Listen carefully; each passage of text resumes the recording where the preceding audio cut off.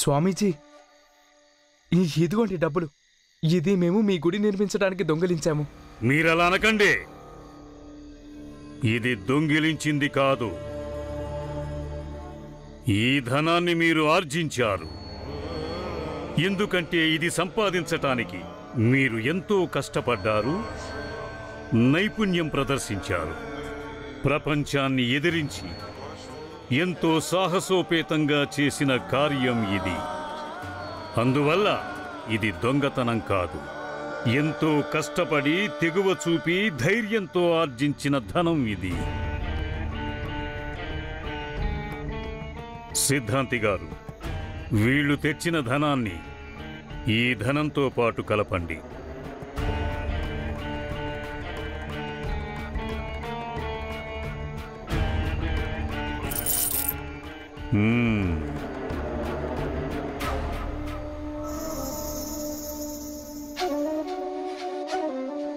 ఇది తీసుకో,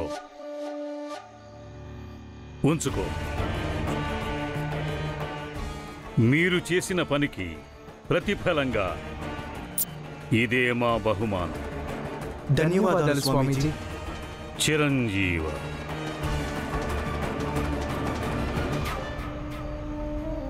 ఇవాళ బాల అన్నయ్య లేని లోటు బాగా తెలుస్తుంది. తనుంటే మనమింత దీనస్థితిలో ఉండేవాళ్లం కాదు. అవును భీమ్. భీమ్ నీ కండగా నీ అన్నయ్య నేనున్నాను, కానీ నాకు తోడుగా నాకు నా పెద్దన్నయ్య లేడు, ఇంకా నాన్న లేడు. ఎవరికైతే పెద్దన్నయ్య ఇంకా తండ్రి ఇద్దరు ఉండరో వాళ్ళు కష్టకాలంలో చాలా ఒంటరితనం అనుభవిస్తారు. అన్నయ్య, త్వరలోనే మనకి కష్టాలు గట్టికిపోతాయి. ఇవాళ రాత్రి అయితే రేపు పగలొస్తుందిగా. ఇవాల్టి రాత్రి నా జీవితంలో ఎప్పటికీ మర్చిపోలేను. ఎందుకంటే నేను మీ అందరి కోసం ఏమీ చేయలేకపోయాను.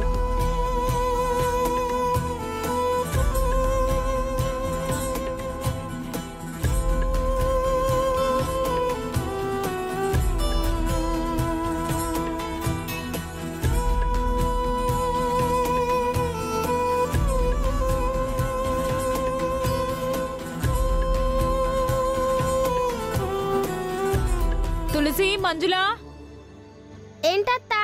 లోపలికి రండి.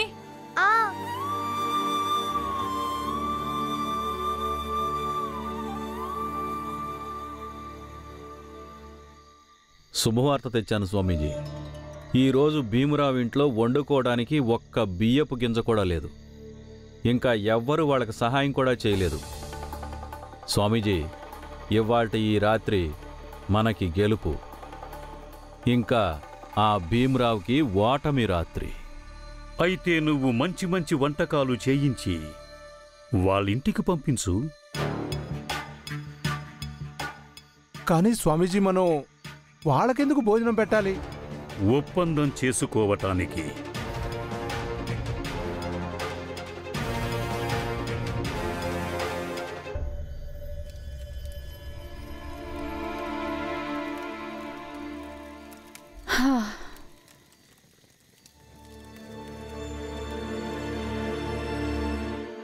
దేవుడా, మీకొకటి చెప్పనా?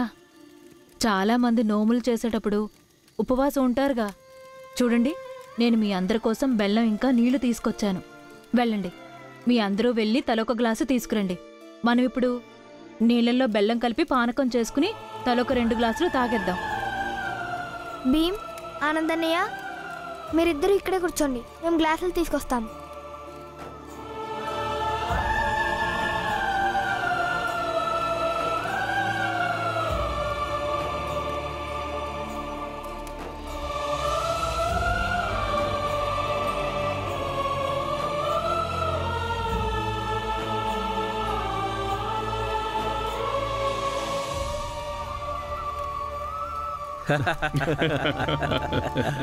కానీ నీళ్లు తాగటం వల్ల ఆకలి తీరుతుందా ఏంటి? ఇటు చూడండి, నేను మీ అందరి కోసం మంచి రుచికరమైన భోజనం తీసుకొచ్చాను. రండి, తీసుకెళ్ళండి. మోహన్, ఆ భోజనం అక్కడ పెట్టు. రా భీమ్.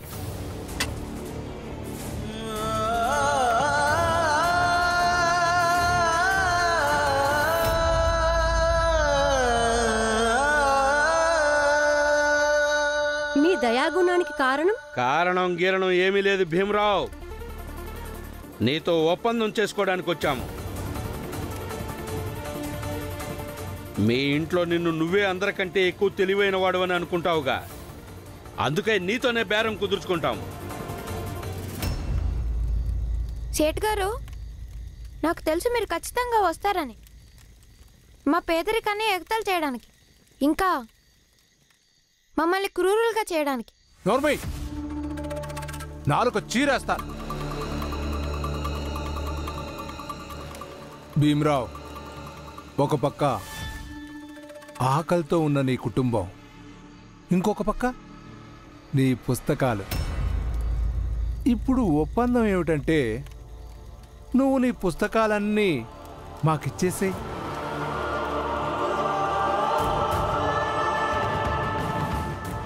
అందుకు బదులుగా మేము మీ కుటుంబం మొత్తానికి తిండి పెడతాము.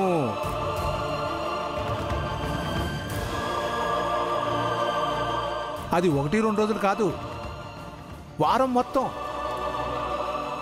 అంటే 7 రోజులు. 7 రోజులు మొత్తం. అర్థమైందా? ఇక 8వ రోజు మేం మళ్ళీ వస్తాం. మళ్ళీ ఒప్పందం చేసుకుంటాం. ఈ వారం రోజుల్లో నువ్వు 2-3 పుస్తకాలు ఎక్కడి నుంచైనా తెచ్చుకున్నా, పోనీ లేకపోతే ఎవరైనా నీకు దానంగా ఇచ్చారే అనుకో, మళ్ళీ ఆ పుస్తకాలు నువ్వు మాకు తిరిగి ఇచ్చేయాలి. మళ్ళీ 1 వారం పాటు మీ అందరి తిండి బాధ్యత మాది. అంటే మీరు ఏమనుకుంటున్నారు సేటు గారు? మా పరిస్థితి ఇక మారదనా? మేము ఇలాగే నిస్సహాయంగా ఉంటామనా? అది మారినప్పుడు నువ్వు ఒప్పందం చేసుకోవద్దులే. సేటు గారు, భీమ్ చదువుకి వెలకట్టడానికి వచ్చారా? వాడిని 1 రోజు 1 వారము చదవకుండా చేయడానికి అందరూ కలిసి కుట్ర చేస్తున్నారా? కుట్ర చేయటం లేదు, ప్రతిపాదన చెప్పడానికి వచ్చాము. ఇష్టమైతేనే చెప్పండి.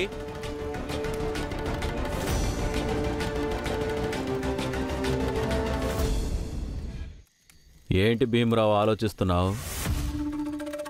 నువ్వు కొన్ని రోజులు చదవకపోతే కొంపలేమీ మునిగిపోవు. కానీ కొన్ని రోజులు నీ కుటుంబ సభ్యులు గనక అన్నం తినకపోతే చచ్చిపోతారు. భీమరావు, బాగా ఆలోచించి నిర్ణయం తీసుకో. ఎందుకంటే ఇప్పుడు నీ కుటుంబంలో ఎవరికైనా ఏమైనా అయితే, కొంపతీసి ఎవరైనా చనిపోతే దానికి బాధ్యుడివి కేవలం నువ్వే అవుతావు. ఎందుకంటే నీ కుటుంబంలో అందరికీ కడుపు నిండా భోజనం పెట్టే అవకాశాన్ని నీకు మేమిస్తున్నాం.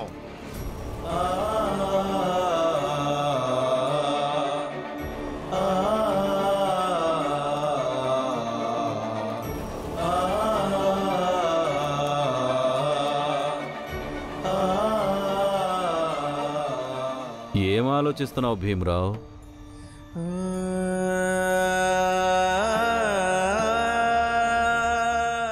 భీమ్, ఏం చేస్తున్నావు నువ్వు? భీమ్, నువ్వు పుస్తకాలన్నీ ఇచ్చే వాళ్ళకి. కానీ మేము వాళ్ళు ఇచ్చిన అన్నం అస్సలు తినము. ఈ అన్నాన్ని బయట పారేస్తాము.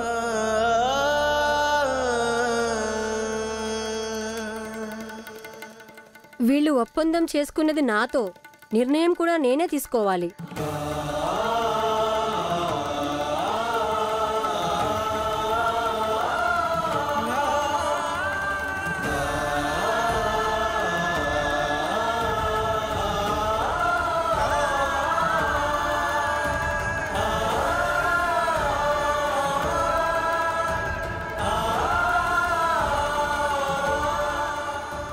చాలు చాలు చాలు, అక్కడే ఆగు. ఆ సంచిని నేల మీద పెట్టు. వెళ్ళి ఆ భోజనం తీసుకో పో.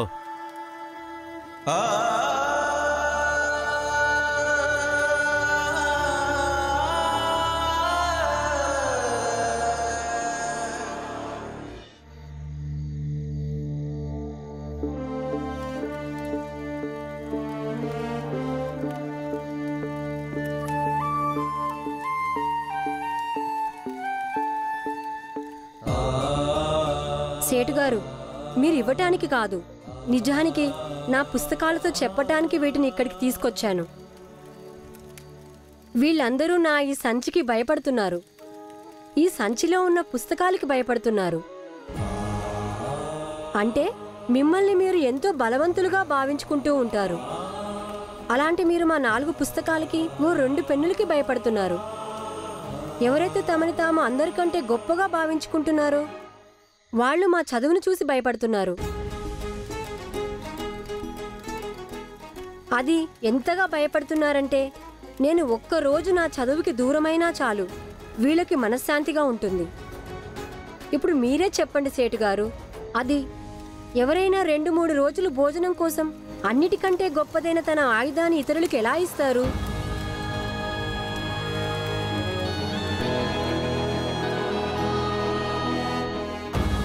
సేటుగారు, ఇప్పుడు మీ భోజనం తీసుకుని వెళ్ళండి. మాకు మీరు చేసిన ప్రతిపాదన ఎంతమాత్రం ఇష్టం లేదు.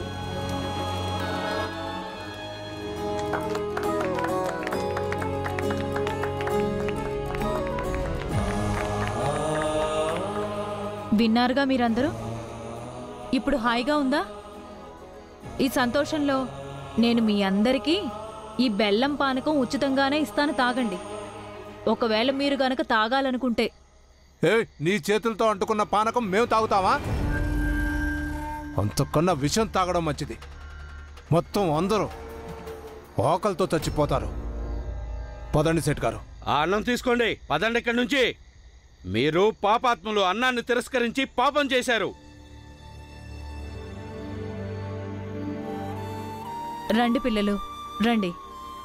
అందరం ఈ పానకాన్ని తలొక 2 గ్లాసులు తాగేసి వెళ్ళి పడుకుందాం. రండి.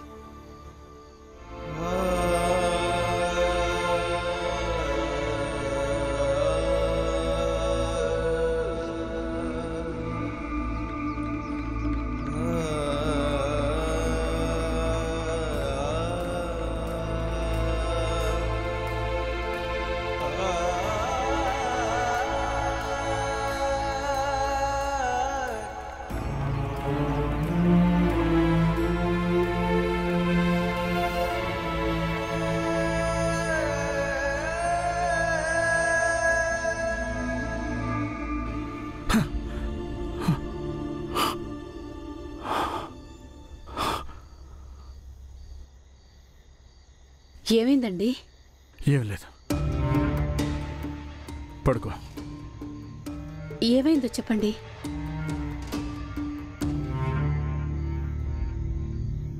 ఇంత రాత్రిపూట ఎక్కడికి వెళ్తున్నారండి? ఆగండి,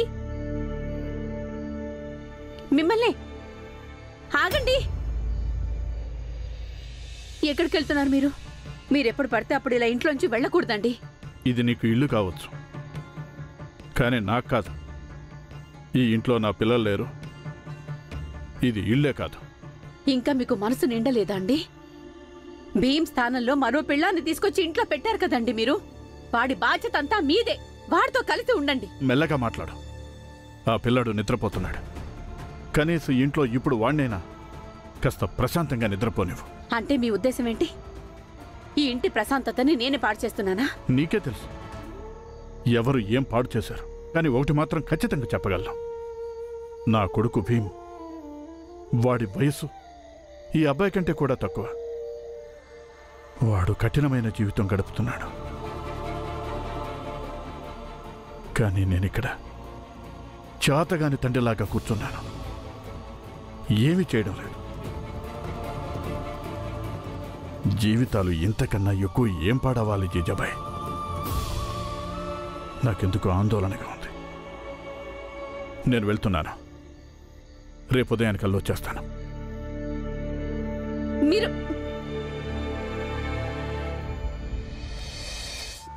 అప్పుడప్పుడు అనిపిస్తూ ఉంటుంది, ఆ భీమ్ గట్టిపిండం. వాడు తన తండ్రిని బాగానే చెప్పు చేతుల్లో పెట్టుకున్నాడు. ఇక్కడ ఈయన నా మాట అస్సలు వినిపించుకోవడం లేదు. ఏదేదో ఆలోచించుకొని వచ్చాను, కానీ కనీసం ఇక్కడికి వస్తేనైనా ఆ భీమ్ని ఇంకా మిగతా వాళ్ల పీడ విరగడవుతుందని అనుకున్నాను. కానీ ఇక్కడ ఈయన ఇంకెవరో పిల్లాన్ని తీసుకొచ్చి నా నెత్తి మీద పెట్టాడు. సరే, చేయండి. మీరు ఏం చేయాలనుకుంటున్నారో అవన్నీ చేసేయండి. ఇప్పుడు నేను ఇక్కడ సుఖంగా లేకపోతే ఇంకెవ్వరిని సుఖంగా ఉండనివ్వను.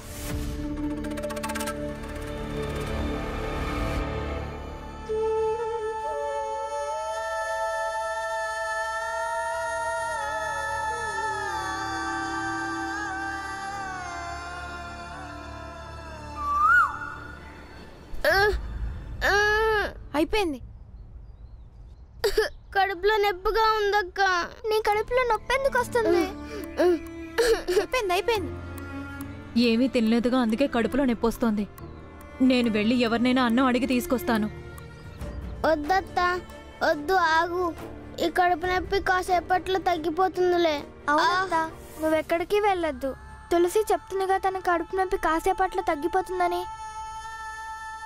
అత్త వద్దు, ఎవరిని అన్నం అడగొద్దు. నువ్వు అడిగావంటే మా సంఘర్షణకి నోర్మోయ్, అందరూ నోర్మోయండి. సంఘర్షణ సంఘర్షణ సంఘర్షణ. ఏట్లోకి పోండి మీరు మీ సంఘర్షణ కలిసి. మీ సంఘర్షణలో మీకు తోడుగా ఉన్నానుగా. ఏమొచ్చిందో మీరు చూస్తున్నారుగా. నేను వెళ్ళి ఎవరినో ఒకరిని అడిగి తినడానికి ఏదైనా తీసుకొస్తాను. ఎప్పుడు చూసినా ఇలాగే మాట్లాడతారు.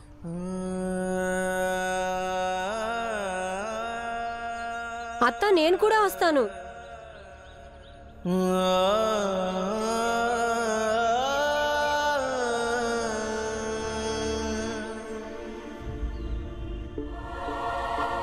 నా పిల్లలు ఏ పరిస్థితిలో ఉన్నారో తెలియదు. జీజాబాయికి మాటిచ్చాను, అందుకే వెళ్ళాలని ఉన్నా వెళ్ళలేకపోతున్నాను. ఏమనుకున్నాను, ఏమైంది?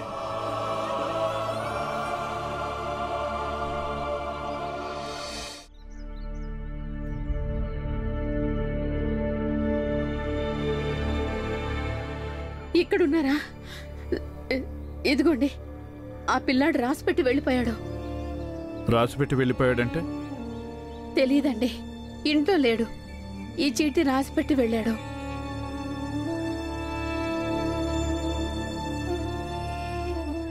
నేను వెళ్ళిపోతున్నాను, కానీ ఈసారి భిక్షం అడుక్కోను. కష్టపడి పని చేసుకుని స్వతంత్రంగా బతుకుతాను. ఇంకా బాగా చదువుకుంటాను. మీరు నిన్న రాత్రి మీ అబ్బాయి గురించి చెప్తున్నప్పుడు అప్పుడు నాకు అనిపించింది, మీ అబ్బాయి సొంతంగా బతకగలిగినప్పుడు నేనెందుకు బతకలేను?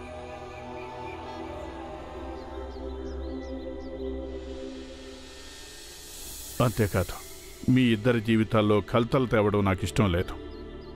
నేను ఇక్కడి నుంచి వెళ్ళిపోతాను. మీరిద్దరూ గొడవ పడొద్దండి. వెళ్తూ వెళ్తూ మీకు ఒకటి చెప్తున్నాను, మీరు మీ అబ్బాయిని అలా వదిలేసి ఉండకూడదు.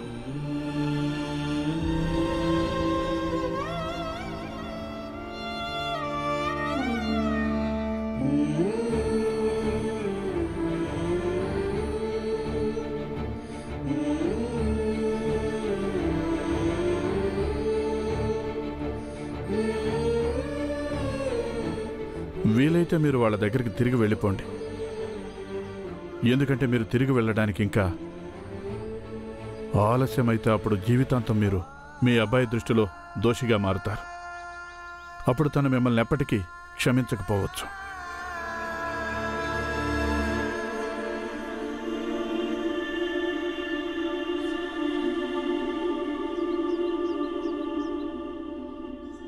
అతి కష్టంగా దొరికింది. ఇంకొంచెం తిను.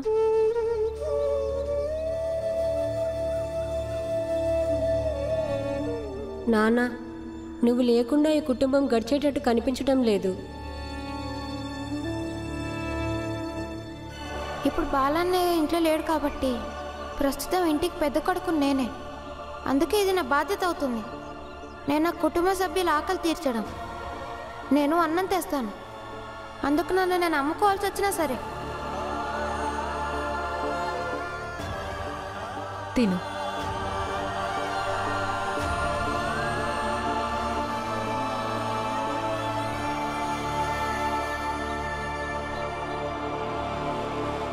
ఇప్పుడు కాస్త తగ్గిందా?